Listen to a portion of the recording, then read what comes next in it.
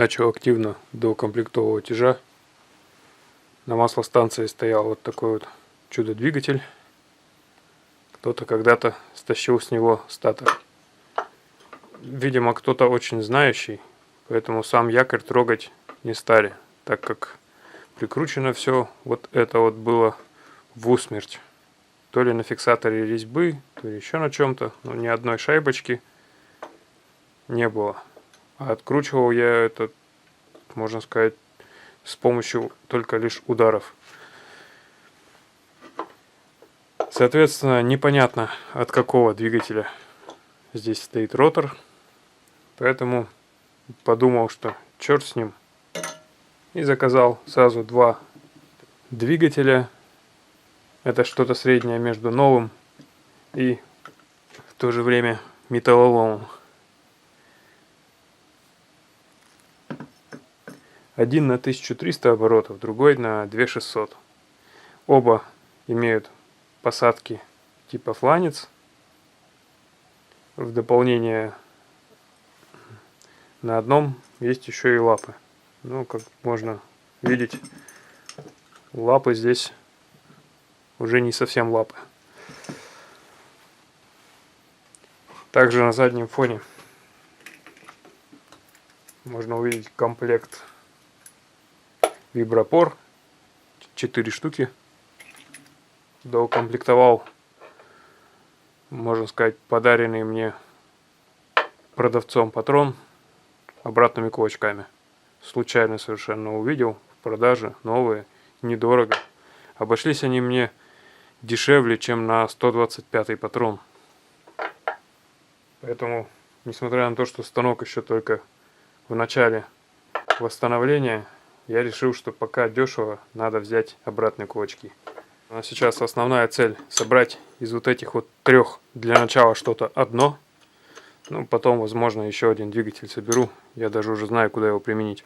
Почему взял два двигателя? Потому что не удалось достоверно определить, какой же здесь должен стоять. По одним данным на 1300 оборотов ставят, по другим на 2600. В одной инструкции одно, в другой инструкции другое. Честно скажу, что на 3000 мне ставить не хочется, ну то есть на 2600. Ввиду того, что он очень шумный. Не то чтобы шумный, он противно так пищит. Соответственно, этот писк будет и до включения станка, и при работе со станком, и всегда. Маслостанция сейчас вот в таком виде. Что-то пооткручено. Но, в общем-то, все комплектное, не хватает только двигателя. Вообще, думаю, что стоит поставить магистраль дополнительный масляный фильтр современный от автомобиля. Потому что система очистки, которая здесь в маслостанции, как бы оставляет желать лучшего. Соответственно, на маслостанции есть табличка с ее характеристиками. Объем 1,25 литра в минуту должен быть. Вообще, вот этот вот дополнительный шум, создаваемый отдельной маслостанцией, это нечто такое, что очень долгое время склоняло меня к большей покупке станка типа 1А616. Но у последнего, соответственно, размеры намного больше. Поэтому я все-таки склонился к ижу, к его отдельной маслостанции, которая будет постоянно шуметь. Стоило только разобрать двигатели, и все тайны сразу прояснились. Стоял здесь вот этот двигатель. Ну и, соответственно, можно увидеть по роторам, что стоял здесь именно 3000-ник. Вот это снят с 3000-го двигателя. Ну, 2600. А вот этот с 1300. В общем, как бы мне того не хотелось, видимо, все-таки придется останавливаться на более высокоскоростном двигателе и более шумном. Почему-то на более новых станках стоят такие же маслостанции с той же маркировкой, я специально сравнивал. При этом там стоит двигатель на 1300 оборотов.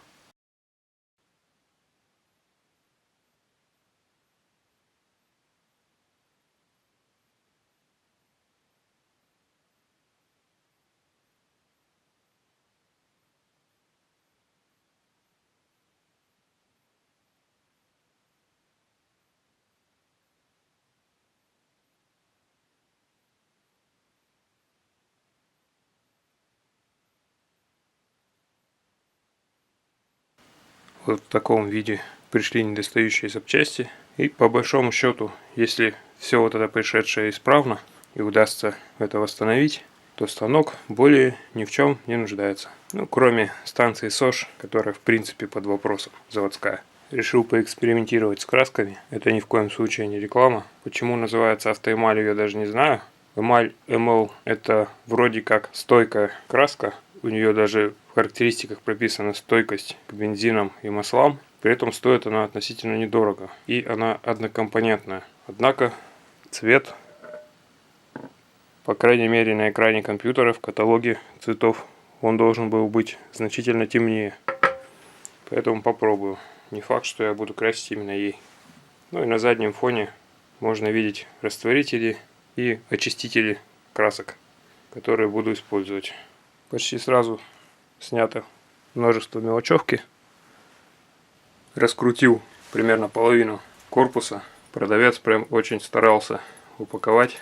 Это видно по количеству саморезов. Только половина, а то и меньше я раскрутил. Вот в таком виде это сейчас. Буду уже поднимать, примерять. С бабкой была тоже отдельная история. Заказывал я ее на Директлоте. Продавец сначала выложил ее. Я тут же сделал заказ, зарезервировал. И он удалил товар после этого. Ну, я уже было подумал, пора писать негативные отзывы, какой-то разводила и так далее. Но через сутки примерно эта бабка появилась вновь за чуть большую цену. Но за эту чуть большую цену она уже была доукомплектована штурвалом и вторым прижимом. Перед этим этих частей не было.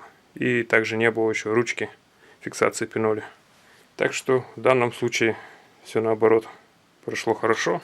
Бабка явно с приемки, со станка с приемки, как это обычно бывает. Ну, он особо этого не скрывал. По крайней мере, показал внешний вид станка, с которого все это снял. Я выкрутил винт. Видите, тут даже заботливо на изоленту прикреплена шпонка. Вынул винт, посмотрел, ну, вроде как особого износа здесь не видно. Может быть, повезет, и бабка использовалась не очень интенсивно. Хотя перед отправкой он по моей просьбе производил замеры, но пиноль далеко не выдвигал, вот как она сейчас стоит. И ни одной сотки он там намерить не смог.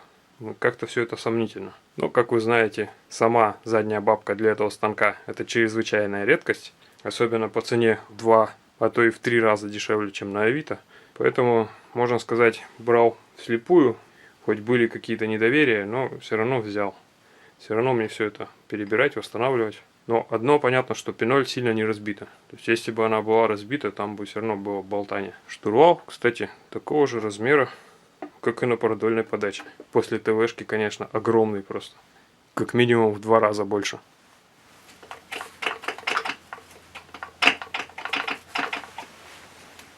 С двигателем, как видите, тоже не все гладко.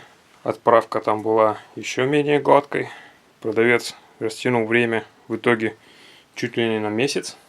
Но так как для этой площадки это в принципе норма, когда многие безответственно относятся к отправке. Поэтому я терпеливо ждал. Также стоит отметить факт готовности к тому, что указанный в профиле город, такой как Москва, Питер и так далее и тому подобное, в реальности может оказаться, простите меня, каким-нибудь захолустьем, из которого способов отправки практически нет. А ведь все расходы на транспорт в итоге на покупателя. Так что обязательно следует обращать внимание на названия транспортных компаний, которыми могут отправить груз, либо уточнять это у продавца заранее. Но в данном случае упрекать продавца в невращении двигателя, который он указал, что исправно, будет неправильным, так как итог перед вами. А итог этот отправкой ТК «Энергия». Тут, конечно, есть и моя вина, я не стал заказывать для него дорогущую жесткую упаковку, хотя, опять же, судя по предыдущему заказу, когда продавец сам сделал жесткую упаковку, можно определить отношение продавца. Но здесь двигатель явно кидали, изогнули, там есть еще одна даже мятина. Надеюсь, что только кожух повредили. На задней бабке отсутствует подшипниковый узел, корпус и сами подшипники. И на данный момент из самых значимых это единственный элемент. Возможно, конечно, что-то выяснится еще и при разборке. Это продавец не скрывал. Конечно же, самое главное, что меня интересовало, это высота центра. Как видите, вставил я по-быстренькому вращающийся центр. Теперь уже наглядно видно, что высота центра действительно 150 мм. Но есть еще и минус. На свой непонятный по точности глаз, мне кажется, что она чуть ниже центра. И придется будет что-нибудь подкладывать. Это, конечно, не айс.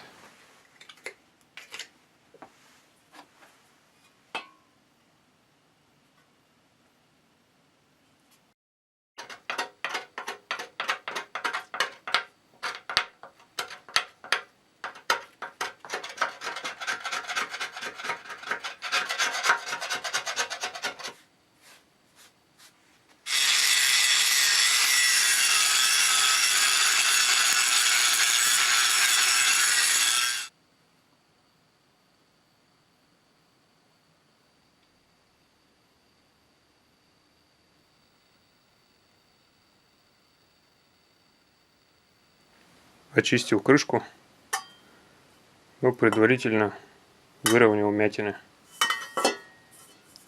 Грел и выколачивал. Как можно заметить, было их тут много. Что они делали с этим двигателем в транспортной компании, можно только догадываться. Ну, как говорится, не удержался и решил на примере этого кожуха проверить краску. Без грунтовки, без нанесения двух слоев. Чисто чтобы оценить, во-первых, цвет, который ни разу не совпал с тем, что был показан на сайте. Но, во-вторых, оценить способность нанесения ее обычной кистью. И вот уже вижу, что подтеков будет куча. Так что возможно, что лучше будет все-таки краскопультом ее наносить. Хоть это и более геморно, зато более аккуратно. Хотя опять же хочется получить слой потолще. Также нанес совсем небольшой участок, также без грунтовки, на станину. Когда подсохнет, проверю прочность. Конечно же, потом будет все это по-нормальному обрабатываться. Грунтовка у меня уже есть. Мне, как всегда, повезло с, казалось бы, простыми вещами. Никак не могу выпрессовать шкив. Уже немного повредил фланец чугунный, но думаю, что это не критично. Сам пресс изготовлен из довольно замученного железнодорожного домкрата. По характеристикам удалось найти, что они были рассчитаны на 10-12 тонн. Неправильного воздействия даже таким прессом хватило, чтобы выломать кусок чугуна из фланца. Поэтому использовал тоже железнодорожные пластины. Когда-то всего этого валялась целая куча, даже не в металлоломе, а просто где-нибудь в полях. Ну, итог такой, что наконец-то пошло. Судя по расположению шпонки, шпонка туда была просто забита, да и вал относительно шпонки несколько провернут. Видимо, все это и обеспечило мегапосадку.